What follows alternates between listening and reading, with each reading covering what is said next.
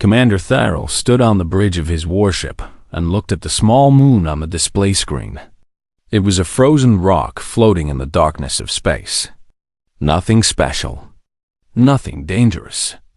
Just a tiny human outpost at the edge of their territory. He smiled. His sharp teeth showed in the dim light of the bridge. This would be easy. The Vreth hegemony had watched the humans for many years. They had sent spies. They had studied their ships. They had learned their weaknesses. The humans were a young species. They had only been traveling among the stars for 300 years. They were soft. They were kind. They talked about peace and trade and friendship. Tyrell found this amusing. In his experience, the galaxy belonged to the strong. The weak existed only to serve them. And today, the humans would learn this lesson. "Status report," he commanded. His second officer, a tall female named Vreen, checked her console. "The outpost has 50 life signs. We detect minimal weapons. Their shields are basic. They have no warships in the area. The nearest human fleet is 12 days away." Tyrell nodded slowly. "Perfect. Absolutely perfect. Outpost Erebus." That was what the humans called this place. It was a mining station, according to their records.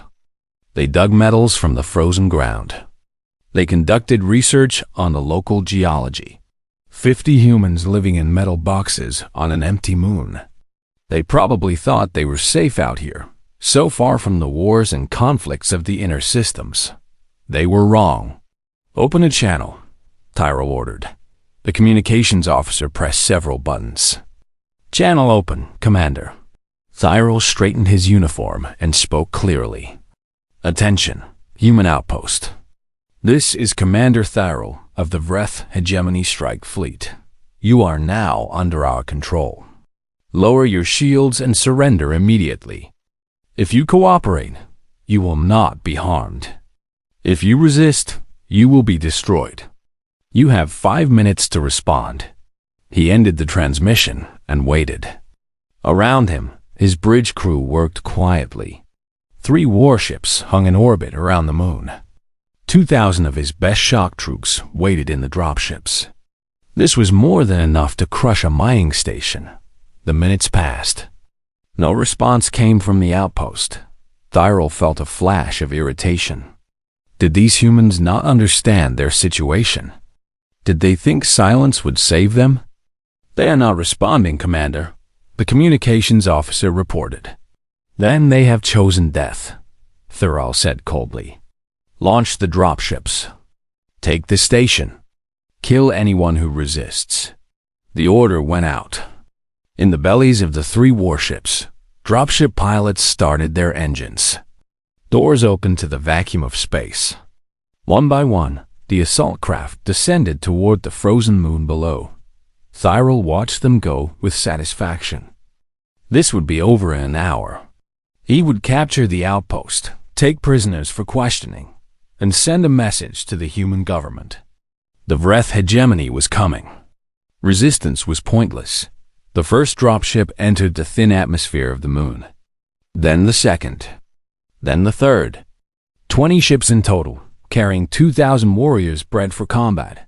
The 4th dropship exploded. Tyrell blinked. For a moment, his brain could not process what his eyes had seen. A ball of fire and metal spreading across the sky of the moon. Then another explosion. And another. "What is happening?" he demanded. Vreen's fingers flew across her console. Her face had gone pale. "Ground-based weapons, Commander. They are firing at our dropships. The weapons they are military grade. Heavy plasma cannons. Anti-aircraft systems. This is not possible. Our intelligence said they had no such weapons." Another dropship died. The fireball lit up the frozen landscape below. "Get them down," Tyrell shouted. "Get them on the ground now."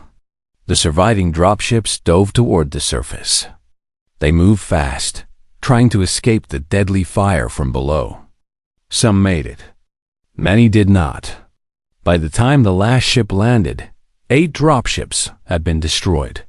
400 soldiers were dead before the battle had even begun. Thyral gripped the railing in front of him. His claws dug into the metal. "This is a mining station," he said slowly. "A research outpost. Why do they have military weapons?"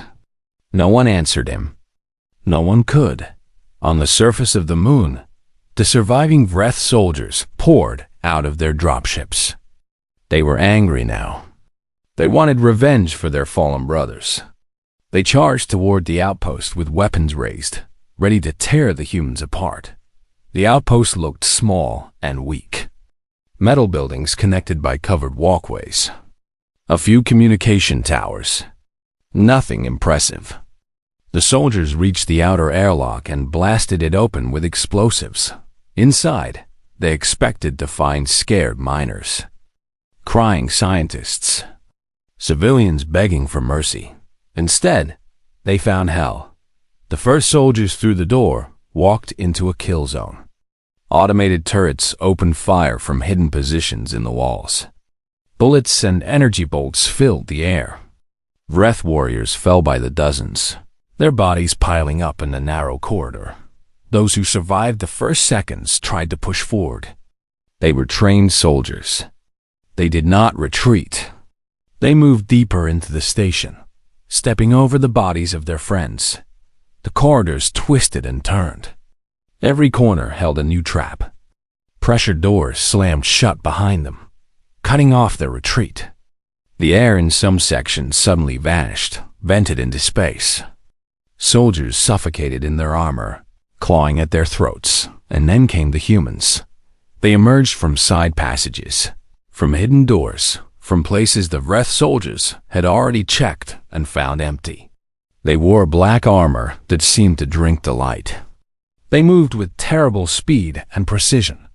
They did not shout or scream. They killed in silence. Thyral watched the video feeds from his soldiers' helmet cameras. He saw his warriors dying one by one. He saw the humans cutting through them like farmers harvesting grain. He saw things that would haunt his dreams for the rest of his life. "Commander," Breen said quietly. Her voice shook. "We have lost contact with 60% of our ground forces. The remaining 40% are requesting immediate evacuation." Thyral did not respond. He could not. He was watching a human soldier on one of the screens. The human had just killed 5 Vreth warriors in less than 10 seconds. Now the human was looking directly at the camera, as if it knew Thyral was watching. The human smiled, and in that moment, Commander Thyral understood that he had made a terrible mistake. This was not a mining station. These were not civilians. He had attacked something far worse. He just did not know what it was yet. Deep beneath the frozen surface of the moon, Major Yuki Tanaka stood in the command center and watched the battle unfold on her screens. Her face showed no emotion. Her dark eyes moved from one display to another, taking in every detail. Around her, officers worked at their stations with calm efficiency. No one shouted. No one panicked. They had trained for this moment for 5 years. They had run this exact scenario 1,000 times in simulations. Now it was real, and they were ready. "Section 4 is clear," a voice reported through the speakers. 17 hostiles eliminated. No casualties. Section 7 reporting. 23 hostiles down. Sergeant Moore took a hit to his shoulder. Minor injury. Tanaka nodded slightly. "Tell Moore to get patched up. He can rejoin when he's ready." The truth about Outpost Erebus was simple. It was not a mining station. It had never been a mining station. Every piece of equipment on the surface was fake. Every miner was actually a soldier. Every scientist held at least 3 combat specialization stud. This was the home of the Vanguard. The Vanguard was humanity's most secret military unit. They were the best of the best. Soldiers who had proven themselves in a dozen wars. specialists who had trained their entire lives for combat. They came from every nation on Earth and every colony in human space. They had one purpose: to protect humanity from threats that the regular military could not handle. And right now, they were handling the VRETH. Tanaka had read all the intelligence reports on the Vreth hegemony. She knew they had conquered 12 worlds. She knew they believed themselves to be the greatest warriors in the galaxy. She knew they had never lost a war. That record was about to change. "Lieutenant Chun," she said calmly, "what is our current status?" Lieutenant Chun, a young man with sharp features, checked his display. "We have eliminated approximately 1,200 enemy soldiers. The remaining 800 are trapped in sections 3 through 9. They are trying to regroup, but we control all access points. Casualties on our side? 3 minor injuries. No fatalities." Tanaka allowed herself a small smile. This was exactly as she had expected. The Vreth were good soldiers. She would give them that. They were strong. They were fast. They were well-trained. But they had never faced anything like the Vanguard. On the surface, the battle continued. But it was not really a battle anymore. It was a hunt. The Vreth soldiers moved through the corridors in tight groups, covering each other, watching for threats. They were doing everything right. But it did not matter. The Vanguard knew this station better than they knew their own homes. They knew every corner, every shadow, every hidden passage. A group of Vreth soldiers entered a large storage room. They swept it with their weapons, checking behind every crate. Empty. Safe. They started to move forward. The ceiling collapsed. Not the real ceiling. A false panel that had been installed years ago, just for this moment. 2 Vanguard soldiers dropped from above, landing in the middle of the Vreth formation. Their weapons fired so fast that the sound was almost continuous. 8 Vreth died before they could even turn around. The remaining 4 tried to fight back. They lasted less than 5 seconds. The 2 humans checked the bodies, confirmed the kills, and disappeared into a side passage. The whole thing had taken 12 seconds. This scene repeated throughout the station. Vreth soldiers dying in ambushes. Vreth soldiers walking into traps. Vreth soldiers shooting at shadows while the real threats came from behind. Every minute that passed meant more Vreth dead. In orbit, Commander Thyrol watched in growing horror. His communications officer had managed to restore contact with some of the ground forces. But the reports they sent back were not encouraging. "They are everywhere," a soldier screamed through the radio. "We cannot see them. We cannot stop them. They move through the walls. They appear from nowhere. This is not a battle. This is a massacre." The transmission ended in gunfire and silence. Thyrol turned to Vreen. "What are we facing? Who are these humans?" Vreen shook her head slowly. "Unknown, Commander. But based on their tactics and equipment, they are not ordinary soldiers. They are special forces of some kind. Elite troops. At a mining station?" Thyrol slammed his fist against the console. Why would humans put elite troops at a mining station? The answer came to him slowly, and when it did, he felt ice form in his stomach. They were not protecting a mining station. They were waiting. The mining station was a trap.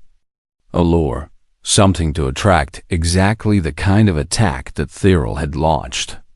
The humans had put their best soldiers here and disguised them as civilians. They had hidden military weapons under the ice. They had built kill zones and ambush points. They had been waiting for the Vreth to come. And the Vreth had walked right into the trap. Thyrol made a decision. A hard decision, but the only one that made sense. He could not save the soldiers on the ground. They were already dead, even if they did not know it yet. But he could still save his ships. He could still escape. He could warn the hegemony about what they were really facing. Order all ground forces to retreat to the landing zones, he commanded. Prepare for emergency evacuation. Green looked at him with surprise. Commander, we still have 800 soldiers alive down there. We cannot abandon them. They are already lost, Tyrell said quietly. We must save who we can. The order went out. The surviving Vreth soldiers tried to fight their way back to their dropships. Some of them made it. Most did not. The humans seemed to know exactly what they were planning. Fresh ambushes appeared along every retreat route. More Vreth fell in the end. Only 200 soldiers made it back to the landing zone. They piled into the remaining dropships and launched toward orbit, leaving behind the bodies of their brothers. Tyrell watched them come. 200 out of 2,000. Less than a quarter of his force had survived, and the battle had lasted less than 3 hours. Major Tanaka watched the dropships rise into the sky. She was not worried. The ground battle was over. But the real lesson had not yet been delivered. That would come next. She activated her communication device. This is Tanaka to all Vanguard units. Ground phase complete. Excellent work, everyone. Now prepare for phase 2. She looked up at the sky, where the Vreth warships waited in orbit. They thought they were safe up there. They thought they had escaped. They were wrong. The real surprise was just beginning. Commander Thirl's claws dug into his command chair as he watched the dropships dock with his warship. 200 survivors. 200 out of 2,000. The numbers burned in his mind like fire. He had underestimated the humans. That was clear now. But he could still salvage something from this disaster. He still had 3 warships. He could bombard the outpost from orbit and destroy everyone inside. Then he could return home and report what had happened. Yes, that was the plan. Power up the main weapons, he ordered. Target the surface installation. We will burn it from the sky. His weapons officer hesitated. Commander, our own soldiers are still down there. Some may be alive. They are dead, Thirl said coldly. The humans are just letting them breathe a little longer. Now fire. The 3 Vreth warships turned their weapons toward the frozen moon below. Energy gathered in their main cannons. In seconds, they would unleash enough firepower to turn the entire outpost into a smoking crater. That was when the surface of the moon opened up. Thyrell saw it on his sensors first. Then on the visual displays. Across the frozen landscape, hidden doors were sliding open. Metal panels that had been disguised as rock and ice were moving aside. And from the holes, bright flames were rising. Missiles, dozens of them, big ones. Evasive action. Thyrell screamed. All ships, evasive action now. His helmsman was good. Really good. He threw the flagship into a spinning dive that pushed the crew against their restraints. Warning alarms filled the bridge. The artificial gravity flickered. But the ship moved, dancing through space like it weighed nothing at all. The missiles came up like a swarm of angry insects. They were fast. Faster than anything the Vreth had expected. Point defense weapons. On the warships opened fire, filling the space between them with energy bolts. Some missiles died. Many did not. The first warship took 4 direct hits. Its shields held for the first 2 missiles. The third broke through. The fourth tore open the hull like paper. Fire and atmosphere exploded outward. Bodies flew into space. The ship broke apart, pieces spinning away into the darkness. The second warship tried to run. It managed to shoot down most of the missiles coming its way, but 3 got through. The engines died. Power systems failed. The ship went dark and silent, drifting helplessly in orbit. Thirl's flagship survived. The helmsman's quick actions had saved them, but even so, 2 missiles had found their target. The shields were gone. 1 engine was damaged. Several sections of the ship were open to space. Damage report, Thyrl demanded. Shields at 0%, Vreen reported. Her voice was shaking. Engine 3 is offline. We have hull breaches in sections 4, 7, and 12. Casualties unknown but heavy. Thyral stared at the display in disbelief. This could not be happening. This was supposed to be an easy mission. A simple strike against a weak target. Instead, he had lost 2 warships and most of his ground forces, and he still did not know what he was fighting below. In the outpost, Major Tanaka allowed herself a moment of satisfaction. The missile strike had worked perfectly. 2 enemy ships destroyed or disabled.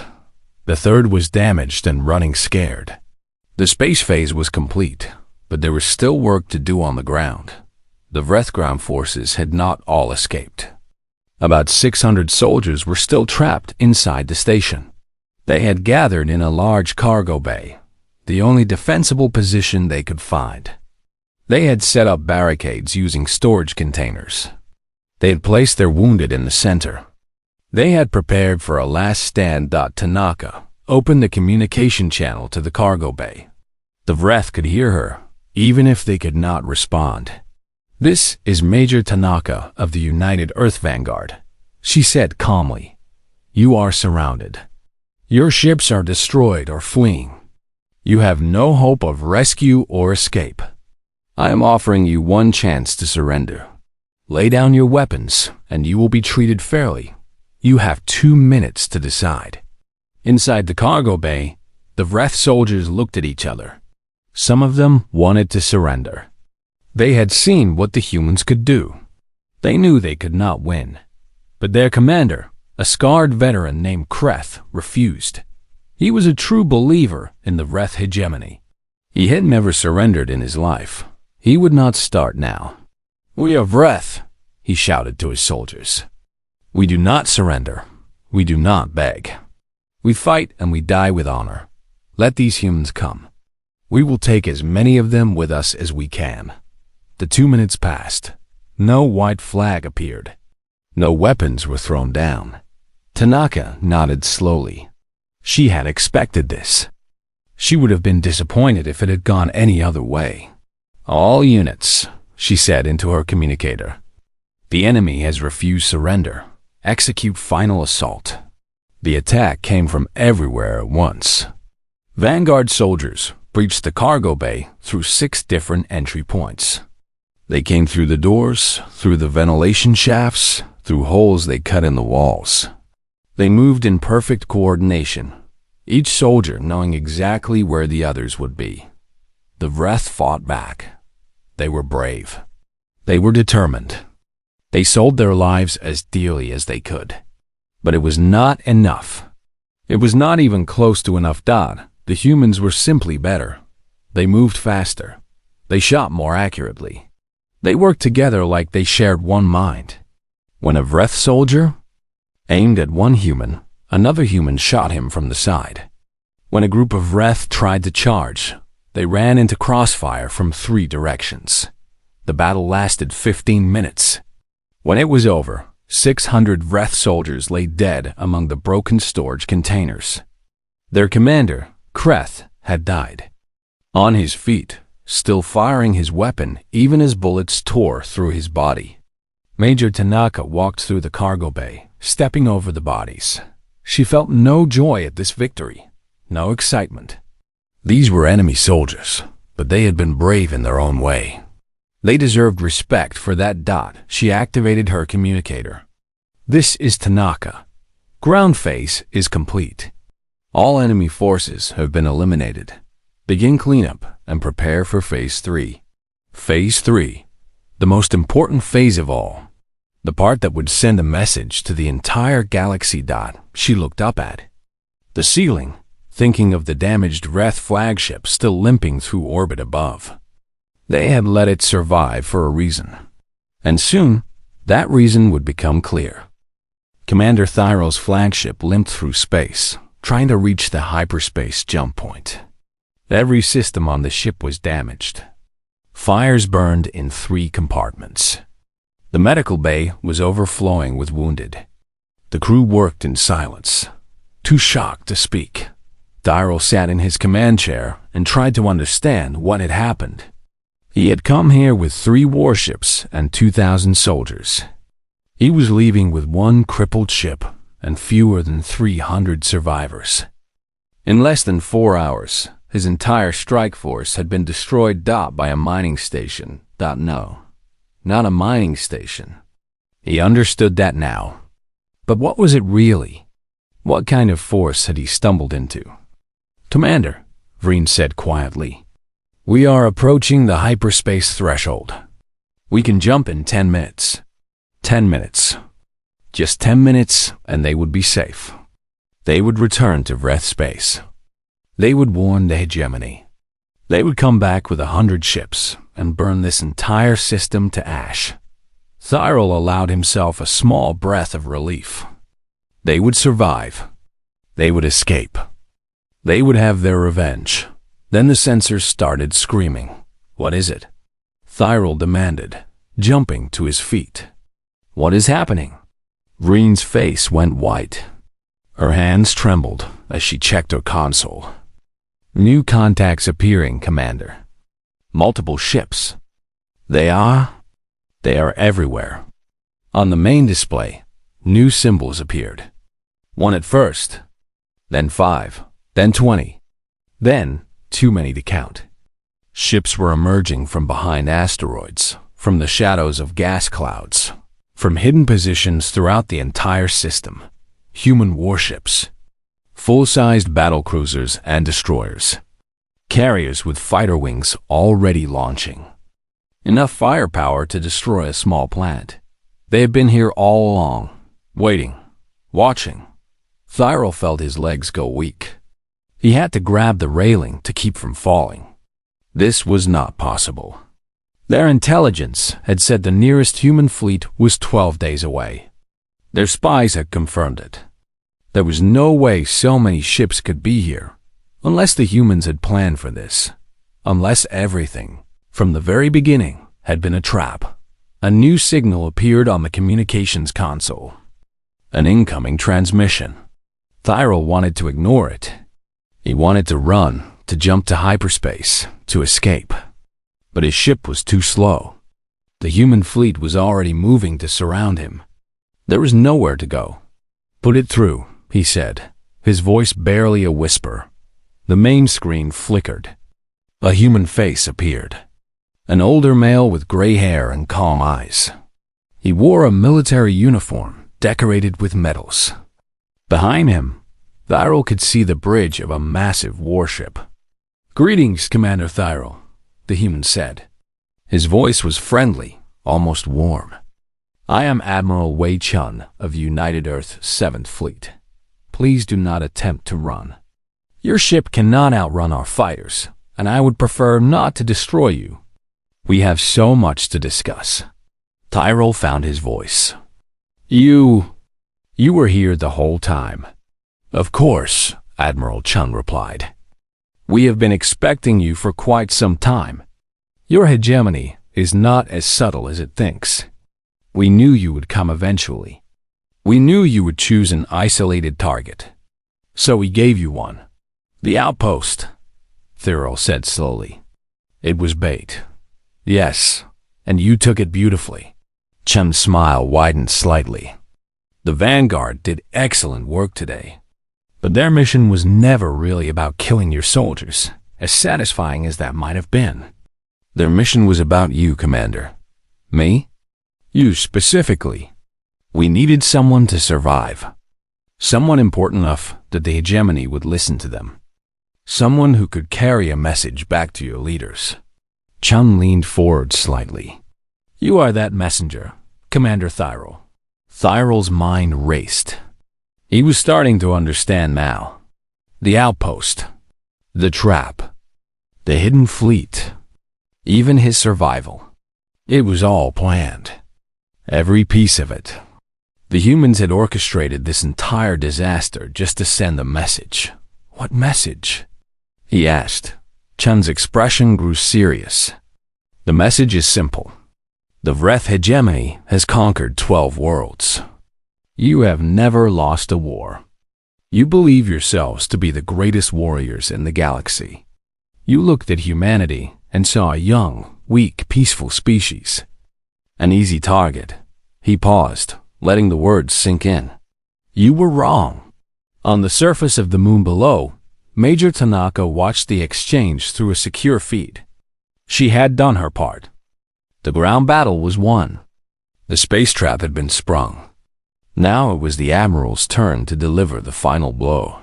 Humanity has been fighting wars since before we had fire, Chun continued. We have spent our entire history killing each other. We have developed weapons and tactics that would give you nightmares. The only reason we seem peaceful is because we got tired of fighting ourselves. We decided to try something different. He stood up from his chair and walked closer to the camera. But make no mistake, Commander. We have not forgotten how to fight. We have not become weak. We simply choose not to use our strength unless we must. What you saw today on that moon was not our full power. It was not even close. That was a single Vanguard unit. We have hundreds more. And behind them stands the combined military might of a species that has spent 10,000 years perfecting the art of war. Tyrell said nothing. He could not. His throat had closed up. You will return to your hegemony, Chun said.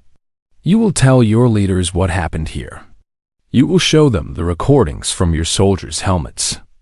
You will let them see what the Vanguard did to 2,000 of your best warriors.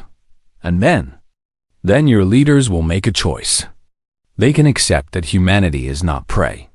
They can send diplomats instead of soldiers. They can live in peace with us. Chun's eyes hardened. Or they can send more fleets. They can try again. And they will discover that what happened today was only a sample. A gentle warning. A kindness. The word hung in the air. Kindness. 2,000 dead soldiers. 3 warships destroyed. And the human called it kindness. Go home, Commander, Chun said softly. Deliver your message. And pray that your leaders are wise enough to listen. The transmission ended. The human fleet opened a path toward the hyperspace threshold. They were letting him go, just as they had planned from the beginning. Tyrell gave the order to jump. His damaged ship limped toward the threshold and vanished into hyperspace, carrying its cargo of survivors and horror stories. Behind him, Admiral Chun turned to his bridge crew. Well done, everyone. Phase 3 complete. Now we wait and see if they learned anything. On the moon below, Major Tanaka filed her official report. Total enemy casualties: 1,847 killed, 153 captured as prisoners. Vanguard casualties: 0 fatalities, 3 minor injuries. She added a personal note at the end. Recommend increasing training difficulty. Current opposition does not provide adequate challenge for skill maintenance. Then she went to check on her soldiers. There would be more battles coming. The Vreth would not accept this lesson easily. But that was fine. The Vanguard was ready for whatever came next. They always were. The Great Council chamber of the Vreth hegemony fell silent as Commander Thirl finished his report.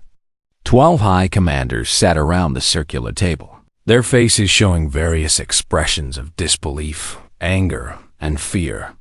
Thyrol stood before them like a broken creature. He had lost weight since returning home. His eyes had a haunted look that would not go away.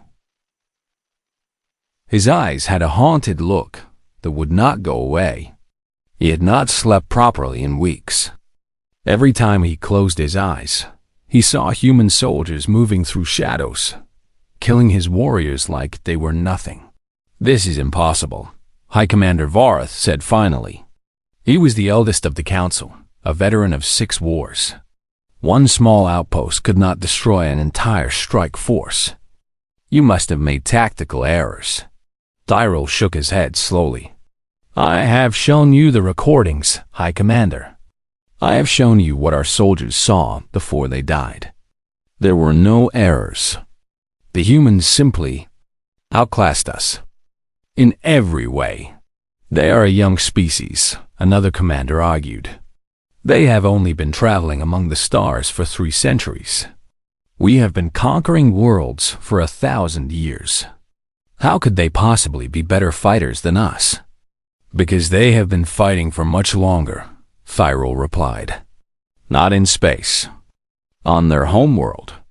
Against each other. For 10,000 years, they killed each other in wars we cannot imagine. They developed weapons and tactics during those wars. And when they finally reached the stars, they brought all that knowledge with them. He activated a display showing images from the battle. Human soldiers in black armor. Ambush points designed with cruel efficiency. Weapon systems hidden beneath ice and rock. We thought they were peaceful because they choose not to fight. We were fools. They are not peaceful. They are simply resting, waiting. And when we attacked them, we woke something that should have stayed sleeping. High Commander Vorath studied the images in silence. He was old enough to recognize true danger when he saw it. And what he saw in these recordings terrified him. What do you recommend? He asked finally. Thyral took a deep breath. This was the moment he had been dreading. He knew what he needed to say. He knew how the other commanders would react. But he had seen the truth with his own eyes. He had to speak it. I recommend we send diplomats instead of fleets. I recommend we seek peace with the humans. I recommend we abandon all plans for expansion into their territory. The chamber erupted in angry shouts. Commanders jumped to their feet, demanding Thyral's head for such cowardice. The Vreth hegemony did not surrender. The Vreth hegemony did not beg for peace. They conquered. They dominated. They ruled, but High Commander Vorath raised his hand, and silence fell. Let him finish, Vorath said quietly. He was there. We were not. Thyral nodded gratefully. The human admiral told me something before he let me go. He said that what happened on that moon was kindness. A gentle warning. He said that if we send more fleets, we will discover what happens when humans stop being kind. He looked around the room at the angry faces of his fellow commanders. I have seen what they do when they are being kind. I do not want to see what they do when they are not. The council debated for 3 days. There were arguments and threats and accusations of cowardice. Some commanders wanted to launch an immediate invasion with the full might of the hegemony. Others wanted to study the humans more before making any decisions. In the end, wisdom prevailed over pride. Word of the Battle of Erebus spread through the galaxy like fire through dry grass. Every species that had ever considered attacking humanity suddenly reconsidered. Every empire that had viewed the humans as potential prey suddenly saw them as potential predators. The recordings from the battle were shared in secret among military commanders of a dozen species. They watched human soldiers moving like ghosts through metal corridors. They watched 2,000 Vreth warriors dying in a carefully prepared trap. They watched and they learned and they feared. If that was an outpost, the leaders asked each other, what do their fortresses look like? If those were their frontier soldiers, what are their true warriors like? No one wanted to find out. 6 months after the battle, a Vreth diplomatic ship entered Earth space. It carried no weapons. It made no threats. It broadcast peaceful intentions on all channels and waited patiently for permission to approach. Admiral Chun was there to receive them. He walked through the corridors of the space station where the meeting would take place, thinking about everything that had led to this moment. The years of planning. The careful placement of the Vanguard at Outpost Erebus. The trap that had worked perfectly. Some people thought he was cruel for killing so many Vreth soldiers. He disagreed. Those deaths had prevented a war that would have killed millions. The Vreth had learned their lesson. Now they came seeking peace instead of conquest. That was the point all along. The Vreth diplomats were led into the meeting room. They looked nervous. Tyrell was among them, serving as an advisor. He had become the hegemony's expert on human behavior. His nightmares had made him useful. The negotiations lasted 2 weeks. In the end, a treaty was signed. The Vreth hegemony acknowledged human sovereignty over their current territory. Trade routes were established. Cultural exchanges were planned. A war that could have destroyed both species was avoided. When it was over, Admiral Chun and Commander Thero stood together on an observation deck, looking out at the stars. "You planned all of this," Tyrell said. "It was not a question." "Yes," Chun admitted. "We knew you were coming. We knew you would underestimate us. So we gave you a target that seemed weak but was actually strong. We let you attack. We let you lose. And we let you survive to tell the tale. Why?" Tyrell asked. "Why go to such lengths? Why not simply defeat our invasion when it came?" Chen was quiet for a moment. "Because if we had simply defeated your invasion, you would have sent a bigger one. And a bigger one after that. Eventually, we would have had to destroy your entire civilization to stop you. We did not want that." He turned to face the Vreth commander.